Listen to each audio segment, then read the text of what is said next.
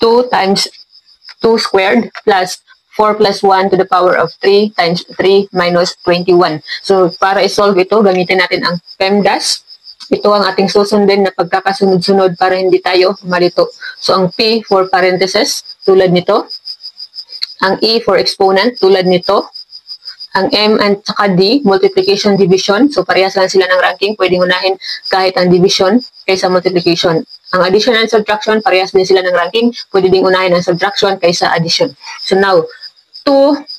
So, ito, pwede natin itong isolve. At pwede natin itong isolve kahit hindi natin tingnan yung PEMDAS dahil hindi pa sila makaka-apekto dito. Dito at dito kahit isolve natin sila. So, 2 squared. So, take note na ang 2 lamang, ang isang 2 lamang ang dapat i-square. So, 2 squared means 2 times 2. That is 4.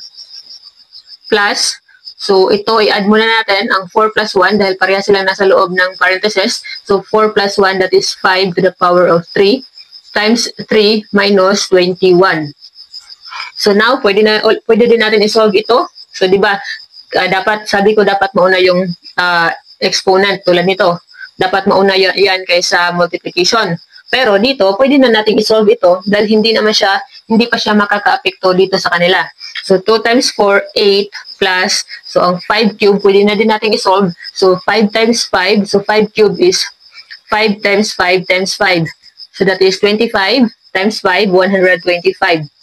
Times 3 minus 21. So, dito na, kailangan talaga natin i-follow ang PEMDAS dahil makaka-apekto na sa bawat isa. So, unahin muna. So, meron tayong addition, meron tayong multiplication and subtraction. Siyempre, unahin muna natin ang multiplication dahil nauna siya kaysa addition and subtraction.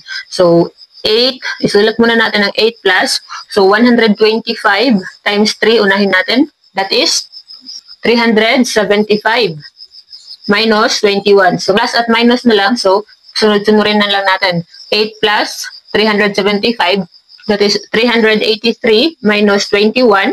So, yung final answer natin ay 362.